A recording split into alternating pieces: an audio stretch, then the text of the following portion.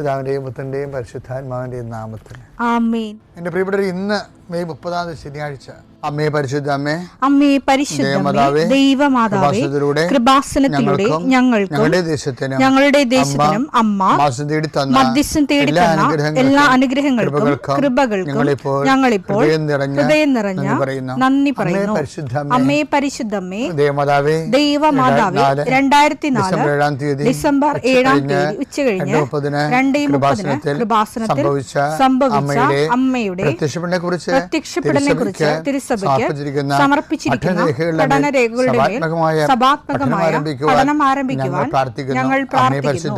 അമ്മേ പരിശുദ്ധമേ, ഭൂസ്വർലോകങ്ങളുടെ രാജ്ഞിയായ അങ്ങേയ്ക്ക് ഭൗമ സംരക്ഷണത്തിനായി പ്രപഞ്ചപ്രകൃതിയെ തന്നെ തിരുസഭ പ്രതിഷ്ഠിക്കുവാൻ ഈ പ്രത്യക്ഷീകരണം വഴി ഇടയാക്കണമേ. പരിശുദ്ധമേ, ജപമാല മാതാവേ, സകല കൃപാസനം പ്രാർത്ഥനയോടും ചേർത്ത് ഞങ്ങളിപ്പോൾ പ്രാർത്ഥിക്കുന്ന ഈ കുടുംബത്തിന്റെ പ്രത്യേക നിയോഗം പറ മക്കളെ.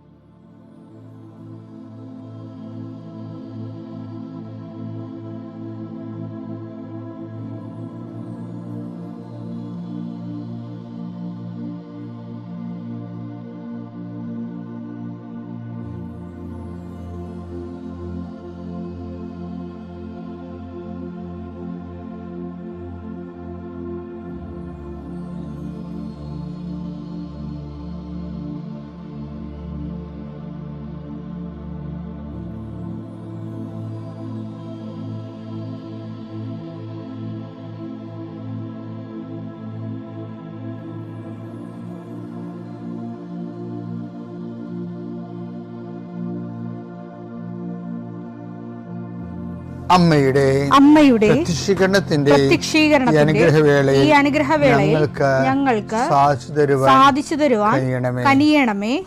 ആമേൻ. വിശ്വാസ പ്രമാണം. സർവശക്തനായ പിതാവും ആകാശത്തിന്റെയും ഭൂമിയുടെയും സൃഷ്ടാവുമായ ദൈവത്തിൽ ഞാൻ വിശ്വസിക്കുന്നു. അവിടുത്തെ ഏകപുത്രനും ഞങ്ങളുടെ കർത്താവുമായ ഈശോ മിശിഹായിലും ഞാൻ വിശ്വസിക്കുന്നു. ഈ പുത്രൻ പരിശുദ്ധാത്മാവിനാൽ ഗർഭസ്ഥനായി കന്യകാമറിയത്തിൽ നിന്ന് പിറന്ന് പൊന്തിയോസ് പീലാത്തോസിന്റെ കാലത്ത് പീഡകൾ സഹിച്ച് കുരിശിൽ തറയ്ക്കപ്പെട്ട് മരിച്ച് അടക്കപ്പെട്ട് പാതാളങ്ങളിൽ ഇറങ്ങി മരിച്ചവരുടെ ഇടയിൽ നിന്ന് 3-ാം നാൾ ഉയർത്ത് സ്വർഗത്തിലേക്ക് എഴുന്നള്ളി സർവശക്തിയുള്ള പിതാവായ ദൈവത്തിന്റെ വലതുഭാഗത്തിരിക്കുന്നു.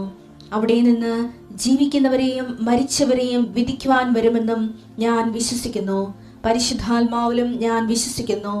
വിശുദ്ധ കത്തോലിക്കാ സഭയിലും പുണ്യവാന്മാരുടെ ഐക്യത്തിലും പാപങ്ങളുടെ മോചനത്തിലും ശരീരത്തിന്റെ ഉയർപ്പിലും നിത്യമായ ജീവിതത്തിലും ഞാൻ വിശ്വസിക്കുന്നു.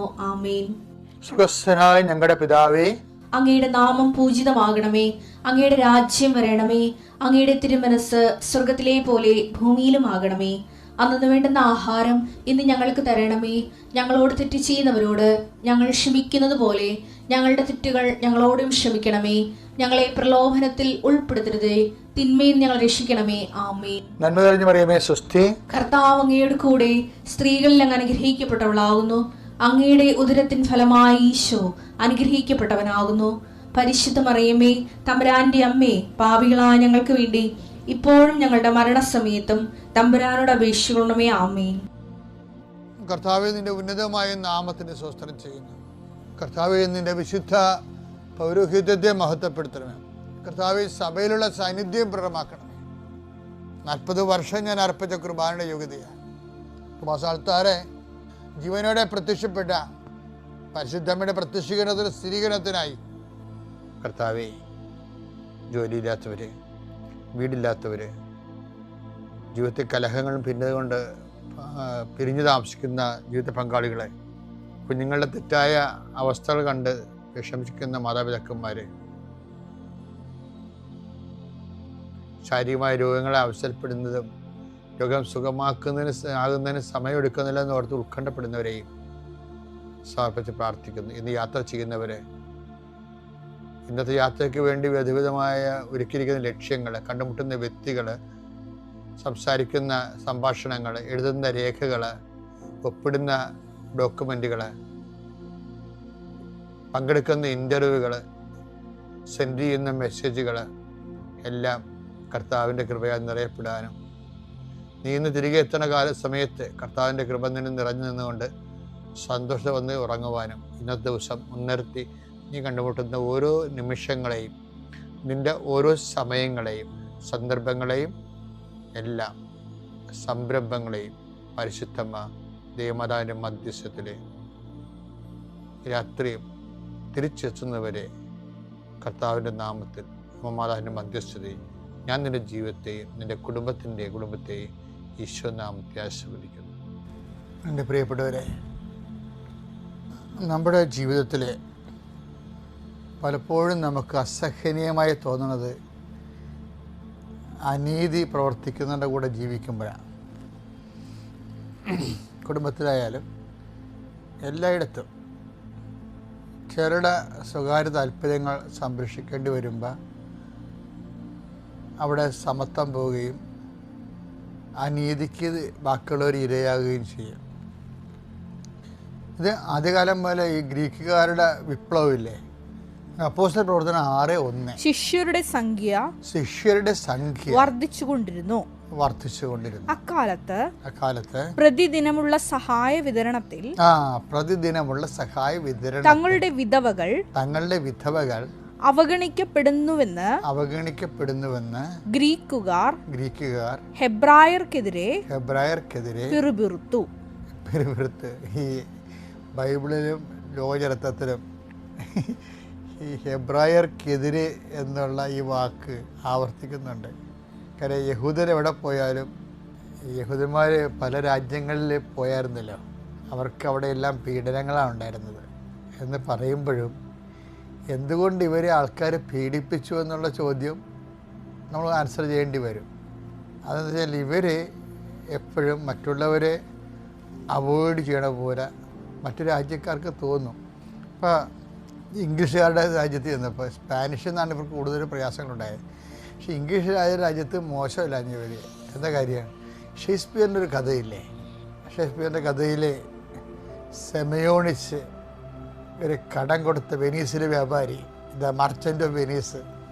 അപ്പോൾ ആ വ്യാപാരിയിൽ പണം കടം കൊടുക്കുന്നത് ഒരു യഹൂദനാണ്. അതായത് ഈ വട്ടിപ്പണ പലിശയ്ക്ക് കടം കൊടുക്കുന്നത് യഹൂദനാണ്. അപ്പോൾ ഈ ഷേക്സ്പിയറിൻ്റെ ഇംഗ്ലീഷ് കഥയിൽ പണം കടം കൊടുക്കുന്ന ആളാണ് യഹൂദൻ. അപ്പോൾ അയാൾ ആ കട ഈടാക്കുന്നതിന് പകരം കോടതി വെച്ച് മാംസം വെട്ടി ചോദിക്കുന്നുണ്ട്. പിന്നെ അത് നമ്മുടെ ഷിബിയുടെ കഥ പോലെ, ഷിബി വെച്ചാൽ ഈ ഷേക്സ്പിയർ ഇവിടുന്ന് മോഷ്ടിച്ചാണെന്ന് തോന്നുന്ന കഥ, ചിലപ്പതികാരത്തിൽ നിന്ന്.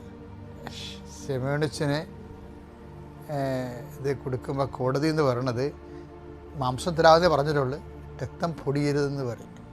അത് നമ്മളുടെ കഥയാണ്, ചിലപ്പതികാരത്തിലെ കഥയാണ്. ഷേക്സ്പിയർ അതിൽ നിന്ന് പ്രചോദനം ഉൾക്കൊണ്ടതാണ്, അടിച്ചു മാറ്റിയതാണ് നമുക്കറിയാൻ പാടില്ല. ആ കഥയിൽ അങ്ങനെ ഒരു രംഗമുണ്ട്. അപ്പോൾ ഇവിടെ ചെന്നാൽ ഈ ആള് പെരുകുമ്പോൾ അനീതികളുണ്ടാവും.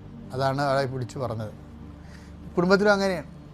കുടുംബത്തിലും ഈ പങ്കാളികൾ കൂടുതലല്ലേ, വസ്തു ഒക്കെ വിൽപ്പന വരുമ്പോൾ, ഭാഗോടമ്പടിയൊക്കെ വരുമ്പോൾ ആൾ കൂടുതലാണെങ്കിൽ കുറേ പേർക്ക് എപ്പോഴായാലും അപ്പനെ തല്ലിക്കൊല്ലാനുള്ള വൈരാഗ്യം മക്കൾ കാണിക്കണം കണ്ടുകൊണ്ട് ഞാൻ അപ്പനാണെന്നുള്ള മറന്നു പോരും. പക്ഷേ പങ്കിട്ട് വന്നപ്പോൾ ചില സ്ഥലം കിട്ടി, സ്ഥലത്തിന് കൂടുതലുണ്ടെങ്കിലും അവൻ വരുമാനമൊന്നുമില്ല. വരുമാനമുള്ളവർക്ക് സ്ഥലം ചെറുതാണ്. അങ്ങനെ പല കോമ്പൻസേഷൻ വെച്ചാണ് അച്ഛൻ ചെയ്തിരിക്കുന്നത്, അപ്പം ചെയ്യണതെങ്കിലും കുറേ പരാതികളുണ്ടാകും. അപ്പോൾ ഇങ്ങനെയൊരു വിഷയം ജീവിതത്തിലുണ്ട്. അനുദിനമുള്ള സഹായ വിതരണത്തിൽ ഗ്രീക്കുകാരുടെ വിധവകളാണ്, അവർ ന്യൂനപക്ഷമാണെന്ന് തോന്നുന്നത്. ഹെബ്രായർക്കെതിരെ പരാതി പറഞ്ഞെന്ന് വെച്ച് കഴിയുമ്പോൾ ഹെബ്രായറാണ് അവിടെ മേൽക്കൈ നേടിയിരിക്കുന്നത്. പക്ഷേ ഗ്രീക്കുകാരെന്ന് ചുമ്മാ ഗ്രീക്കുകാർ വിജാതിരല്ലേ, അവർ യഹൂദ പാരമ്പര്യമുള്ള ആൾക്കാരാണ്. ഗ്രീക്ക് ഭാഷ സംസാരിക്കണമെന്നേ ഉള്ളൂ, യഹൂദ പാരമ്പര്യമുള്ള ആൾക്കാരാണ്. അതായത് ഹെലനിസ്റ്റിക് എന്നൊക്കെ ബൈബിൾ പറയും. അപ്പോൾ ഇവരെല്ലാം ബ്ലഡ് ഒന്ന് തന്നെയാണ്. പക്ഷെ ആ രാജ്യത്തിൽ നിന്ന് വന്ന കാരണം അവരോട് ഹെബ്രായർ അനീതി കാണിച്ചു. അപ്പം അങ്ങനെയാണ് പിന്നെ പത്രോസ് പറയണത്, ഞങ്ങൾ ഭക്ഷണം വന്ന് അതിനുവേണ്ടി തലയിടാൻ ഞങ്ങൾക്ക് നേരമില്ല, ഞങ്ങൾക്കതിനു വേണ്ടിയുള്ള അഭിഷേകമല്ല, ഞങ്ങൾക്ക് കർത്താവിൻ്റെ വചനം പങ്കുവെക്കാനുള്ള അഭിഷേകമാണ്. നിങ്ങളുടെ കൂട്ടത്തിൽ നിന്ന് ആൾക്കാരെ തിരഞ്ഞെടുത്തിട്ട് കൃപയുള്ളവരുടെ മേൽ ഞങ്ങൾ കൈവെക്കാം. അങ്ങനെ ഡയക്കണേറ്റ് ഉണ്ടാകണത് ഡീക്കൻ.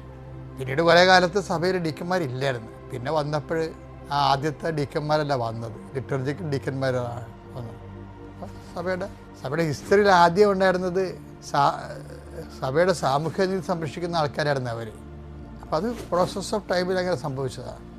അപ്പോൾ ഞാൻ പറഞ്ഞുകൊണ്ടിരിക്കുന്ന കാര്യത്തിൽ ഒരു സമൂഹം മുന്നോട്ട് പോകുമ്പോൾ ചിലയിടത്ത് ആൾ കൂടിയും കുറച്ച് ആൾ കുറഞ്ഞും, ചിലയിടത്ത് ഉച്ചനീചത്വം കുറച്ച് അവഗണനയും ഒക്കെ സംഭവിക്കുമ്പോൾ അനീതി ഉണ്ടാകും.